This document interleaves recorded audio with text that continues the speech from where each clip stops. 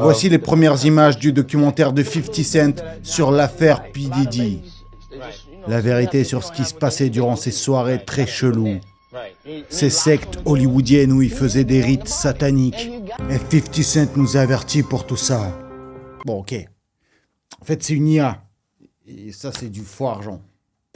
Mais la vérité, c'est que 50 Cent nous a vraiment avertis pour Puff Daddy. Et en général, 50 Cent, c'est un des rappeurs les plus honnêtes et les plus bonhommes qui existent. Il a toujours été anti-Puff Daddy. Après plusieurs fois, Diddy lui a proposé de venir à ses soirées cheloues et 50 a toujours refusé. Quand est-ce qu'on aura l'occasion de s'amuser ensemble, tu vois? On devrait faire des trucs ensemble. Je vais faire la voix française de 50. Bon, déjà là, 50, il a pas trop apprécié. Mais après, du coup, il a proposé même pire. Et là, il me dit... Mec, ça te dirait d'aller faire du shopping avec moi? T'inquiète, c'est moi qui paye. Moi, je me suis dit, c'est quoi ces histoires cheloues? Il m'a proposé d'aller m'acheter des vêtements. J'ai regardé en mode, qu'est-ce que tu viens de dire? Je préfère m'éloigner avant que tu fasses quelque chose. Après 50, il a fait beaucoup de références à l'émission où Diddy était complètement bourré. Il a commencé à faire des avances à un rappeur. On devrait fêter ton anniversaire ensemble. On a déjà fêté mon anniversaire ensemble. Non, mais vraiment fêter pour de vrai, quoi, juste entre nous deux. Il y avait un vrai moment de malaise à ce moment-là. Après Puff, il est allé plus loin.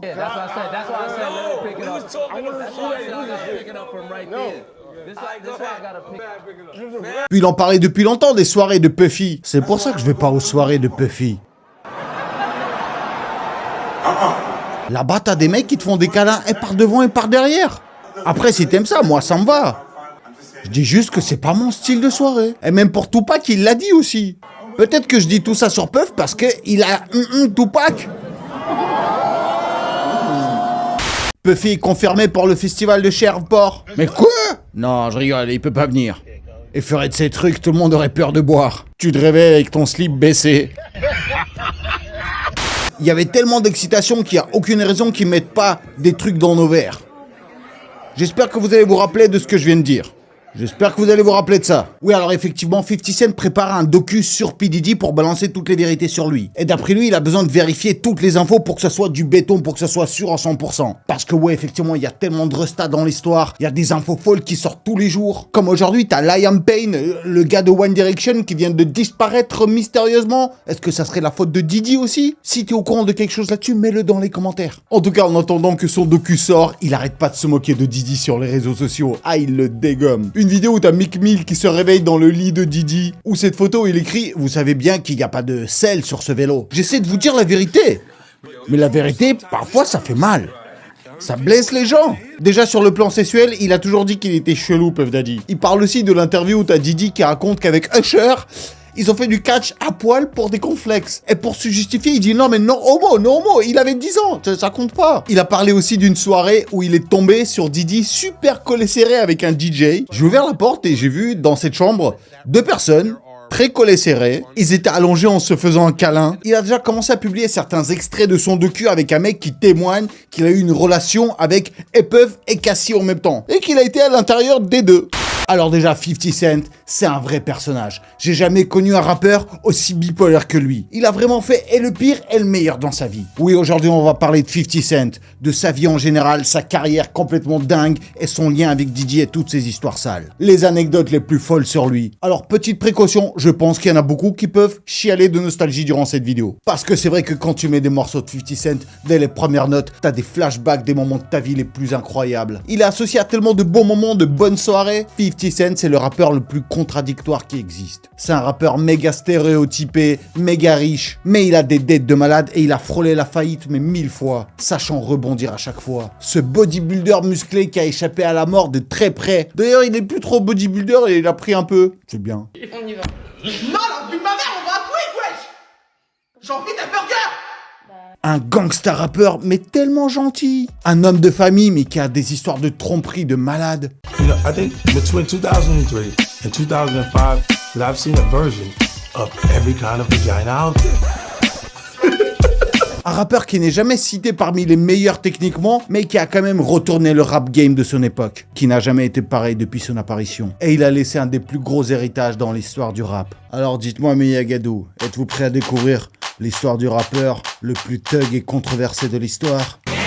Alors c'est parti. 50, le rappeur le plus vrai.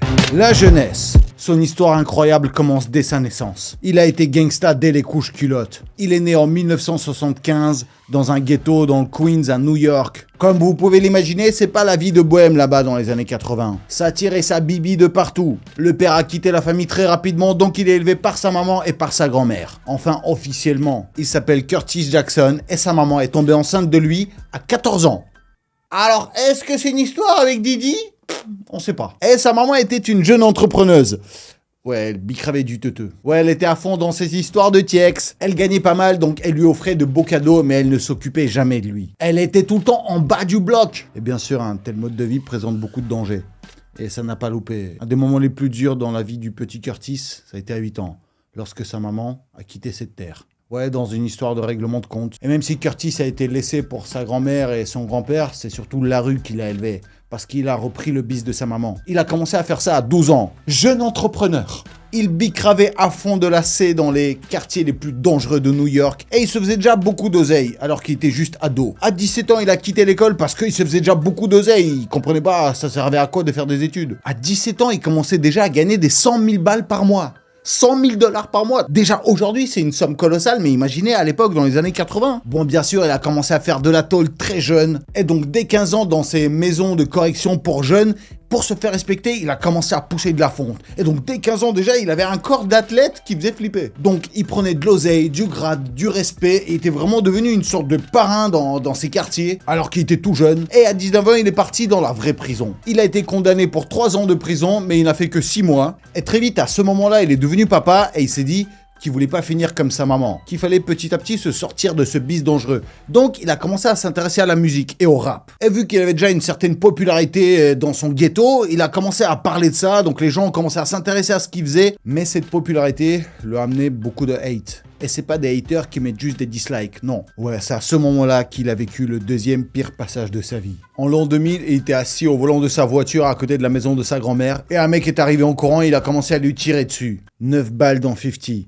Je pense que ça parle à certains, ça. On sait pas comment, mais heureusement, il a réussi à rester en vie. Il a été très gravement blessé, mais aucun organe vital n'a été touché. Limite, celle qui a fait le plus flipper, c'est une balle qui lui a traversé la mâchoire. Si elle était arrivée à peine 1 cm plus haut, il serait déjà mort sur place. Mais lui, au contraire, grâce à ça, il a réussi à choper sa diction unique.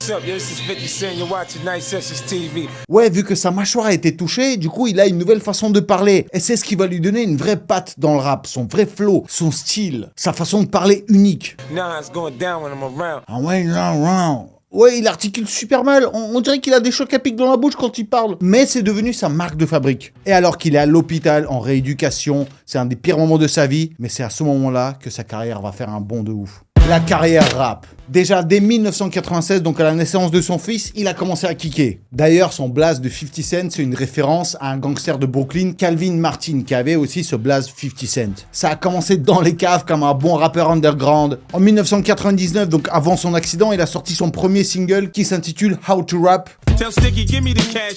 C'est un peu comme Damso qui a fait Comment faire un tube. Comment faire un tube. Et c'est justement ce single qui a tellement cartonné qu'il a ramené beaucoup de hate et qu'on l'a tiré dessus après. Mais avant cet incident, il était déjà assez populaire, comme je vous ai dit, et il rappait bien. Et des labels ont été intéressés par lui. Et devinez qui a signé un contrat avec 50 Cent à ce moment-là et qui voulait le rendre super célèbre ? Exact. Puff Daddy. Mais une fois qu'il s'est fait tirer dessus et qu'il a appris qu'il était dans ces histoires sales, dans ces histoires de gangsters, Puff Daddy était en mode « Ah non, mais moi, alors, je veux pas trop être là-dedans, là. Déjà, il y a ces histoires de Tupac, de Biggie, je veux pas un gangster de plus, non. » Et il lui a coupé son contrat, il l'a tège à la poubelle. Et donc, c'est au moment où 50 est à l'hôpital, à 2 doigts de mourir, que Puff Daddy, le tège de son label. Alors que déjà, à la base, 50 Cent a commencé à écrire des textes pour Diddy. Comme pour le morceau Let's Get It. C'est quoi le morceau que t'as écrit pour Puff? Not guilty in a filthy, come on. Take this money, ain't this money. Le son de G-Dep. Yeah. C'est toi qui l'as écrit. Pour ceux qui connaissent, c'est ce son-là. C'est pas quand même un gros bâtard, Diddy, de laisser un de ses artistes dans cette situation et de rien faire pour l'aider. Mais 50 Cent, c'est un bonhomme. Il s'est dit que, ok, je suis grillé dans toute la East Coast. Parce que Diddy dirigeait un peu toute la East Coast. Du coup, il s'est dit, ok, bah je vais me tourner vers la West. Bien sûr, il n'était pas connu à LA à ce moment-là, et il en a profité pour rencontrer Dr. Dre et surtout Eminem, qui est devenu juste fan de lui. Et Eminem à l'époque, c'est déjà une méga resta, et il cherchait justement un nouveau poulain à produire. Et c'est un des moments où Eminem a eu le plus de pif dans sa carrière. Donc en 2002, Eminem et Dr. Dre lui ont fait signer un contrat pour $1 million. Ah ouais, ils ont dit banco. Et donc déjà, un an après, sort l'album Get Rich or Die Trying, et c'est juste un méga carton. Même Eminem a du mal à croire aux chiffres qu'il fait. C'est juste inimaginable pour un premier album commercialisé. C'est 1 million d'albums vendus dès la première semaine. Et plus de 10 millions dès la première année. Donc il devient classique dès ses premiers albums. Je pense que vous connaissez tous les hits de cet album. P.I.M.P., Wanksta, 21 Question, Many Men, et bien sûr, In Da Club. Peu importe l'âge que tu as déjà écouté In Da Club. C'est vrai ou pas? Tu me le dis dans les commentaires. D'ailleurs, dans les commentaires, dis-moi, c'est quoi ton son préféré de 50 Cent? Ensuite, il a commencé à créer son groupe G-Unit. Et puis en 2005, il sort son deuxième album, The Massacre. Et là, c'est un véritable massacre. Il y a encore plus de hits. Chaque morceau de cet album, dès que les premières notes démarrent, tu sais déjà ce qui va arriver. Just a Little Bit, Out of Control, Disco Inferno, Candy Shop. Les ventes sont 2 fois plus importantes, il est au top du hip-hop. C'est le rappeur numéro 1. Le point négatif de ces albums. Alors ces 2 premiers albums sont des classiques, certes, mais en même temps, c'est du rap super cliché. Du rap gangsta méga hyperbolisé. Tout est exagéré. Si vous regardez 50 Cent dans cet album, il a compilé tous les clichés que les rappeurs utilisent aujourd'hui. En même temps, il compile tous les trucs dont les rappeurs se la pètent aujourd'hui. Et encore lui, c'est multiplié par 2. Il s'est fait tirer dessus. Il a bicrave dans la street. Il a été en prison. Il a été pauvre. Il est devenu riche. Il a des chaînes, un gilet pare-balles, des flingues, et c'est une sacrée machine remplie de muscles. Ah, c'est un tiercé dans l'ordre. Et ils ont vraiment mis un point d'honneur sur le côté visuel, sur l'image qu'il renvoie. Grâce à tous ses clips, ses sessions photos, il est difficile d'imaginer un rappeur plus gangster que lui. Même les rappeurs qui ont inventé le gangsta rap, ils sont pas aussi gangsters que lui. Et ce clout, cette réputation, cette image, ça faisait vendre. Alors qu'il y a à peine quelques années, Puff Daddy a refusé son album parce qu'il était beaucoup trop gangster. Et c'est vrai qu'aujourd'hui, tous les rappeurs, ils font les gangsters, tout ça pour vendre. Mais avant, dans les années 90, c'était pas du tout le cas. Les NWA se faisaient interdire des concerts, les flics arrivaient pour défoncer leur public, le FBI leur envoyait des lettres de menaces, et ils se battaient contre la justice juste pour avoir le droit de faire des concerts. Alors que par exemple, Will Smith, avec ses chansons de rap très joyeuses, il recevait des Grammy comme meilleur rappeur. Alors qu'on sait très bien qui, à l'époque, avait les meilleures chansons de rap. Ouais, le gangsta rap, à l'époque, c'était une musique qui venait de la rue, et c'était seulement pour les gens de la rue. Mais dans les années 2000, tout ça a basculé. Et au contraire, il fallait faire le gangsta pour vendre. Et désormais, tout ce qui était interdit il y a à peine 10 ans, c'est ce qui rapportait le plus. Et donc tous les médias en étaient super fans et c'est Will Smith qui galérait. Les gangsters ont connu l'époque bling bling. L'époque où la criminalité n'était plus quelque chose de triste et qu'on regrette, mais au contraire quelque chose de cool dont on se vante. On a commencé à se la péter avec de l'oseille, avec des chaînes, avec des flingues, avec un passé criminel. Et tout ça en majorité c'est grâce à 50 Cent. 50 Cent ne faisait pas que raconter sa life de gangster, non, il en faisait des tonnes. Bonhomme au maximum sur les photos, des instrus avec des bruits de tir, des guns, d'autres guns, encore plus de guns, des gâteaux d'anniversaire guns, 3 guns en même temps. Et si 50 Cent ne parle pas de guns, il parle de voitures et d'oseille. Il a rendu la musique ghetto très populaire, mais très caricaturale. Et du coup, les vrais, on va dire, criminels, les vrais gangsters, les vrais rappeurs de Tess ont commencé à trouver ça beaucoup trop fake. C'est peut-être vrai, mais là, t'en fais trop. Et à un moment donné, 50 Cent est un peu devenu un clown. Parce que si au début il se faisait écouter par des mecs de la rue, désormais son public c'est des petits blancs bourgeois, des jeunes, vraiment des gamins de 13 ans qui viennent à fond à tous ses concerts, tout son public c'est que des jeunes blancs, des filles, des intellos, et tout ça dans la crédibilité rap, c'est pas ce qu'il y a de mieux. Moi par exemple, j'avais du mal à écouter 50 Cent, parce que à l'époque en France, quand tu vis dans un quartier comme moi, c'était la honte d'écouter du 50 Cent, c'était du rap commercial. Il y a plein de rappeurs français qui le clashaient dans leurs morceaux. Toujours à faire référence aux 9 balles où on l'a tiré dessus, comme par exemple Olkinry, Qui appelle-moi la 10e balle qui va flinguer Fifi. ou alors Desporuti, Joyeux de studio, arrête d'imiter 50.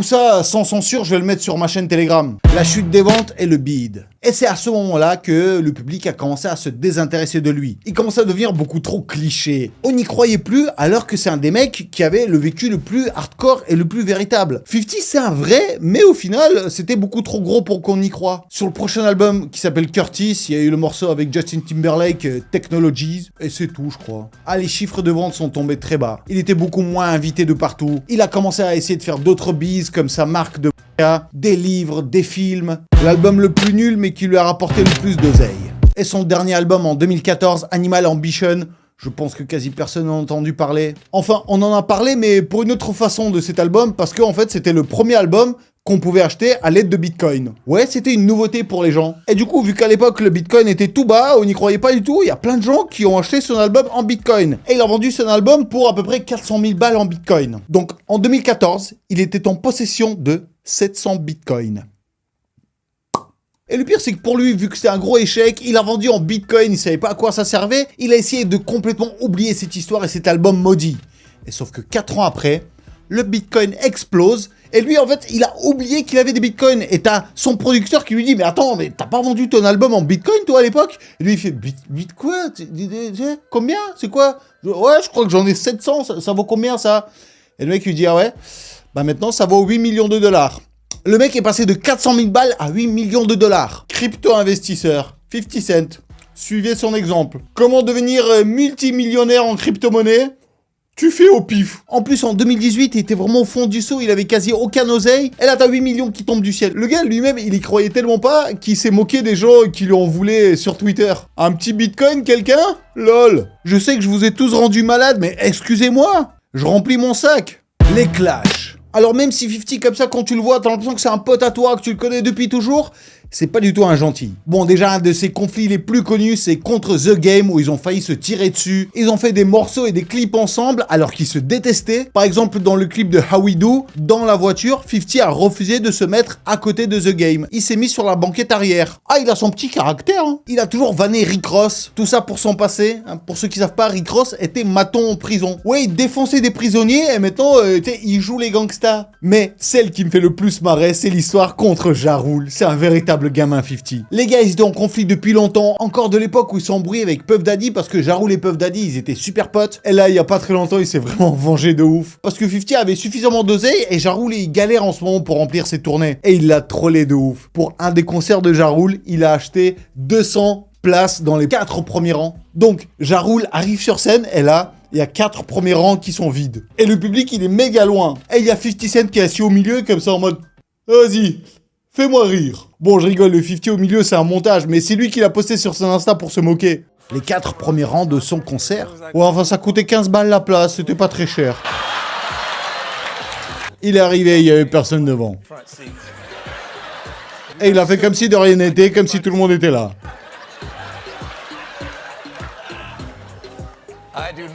Ah ouais, faut pas s'embrouiller avec toi. Richesse et pauvreté. Alors 50 Cent fait partie des rappeurs où on sait pas, est-ce qu'il est blindé? En 2015, Forbes l'a inclus dans les 15 rappeurs les plus riches du monde, disant que sa fortune est estimée à plus de 150 millions de dollars. D'ailleurs, il était tellement blindé qu'il a acheté la maison de Mike Tyson. Mais il l'a regretté. Une maison de 52 chambres, 20 chambres à coucher, 25 baignoires, piscine, salle de cinéma, boîte de nuit, casino, il y avait tout dedans. Mais ça lui coûtait 70 000 balles d'entretien par mois. Et c'est un des trucs qu'il a ruiné à la longue. Et du coup, il a essayé de le vendre, il l'a acheté pour 20 millions de dollars, et seulement 5 ans après, il a réussi à le vendre pour à peine 3 millions de dollars. Pour s'en sortir, il a fait tous les business possibles, il a fait une marque de slip, une marque de boissons alcoolisées, il a connu des échecs de business de malade, il a failli être en faillite plusieurs fois, mais il a toujours su rebondir, on sait pas comment. Mais en tout cas, même quand il était fauché, quand il avait des procès sur ses réseaux sociaux, il arrêtait pas d'afficher sa richesse. Give me a piece of this cheese.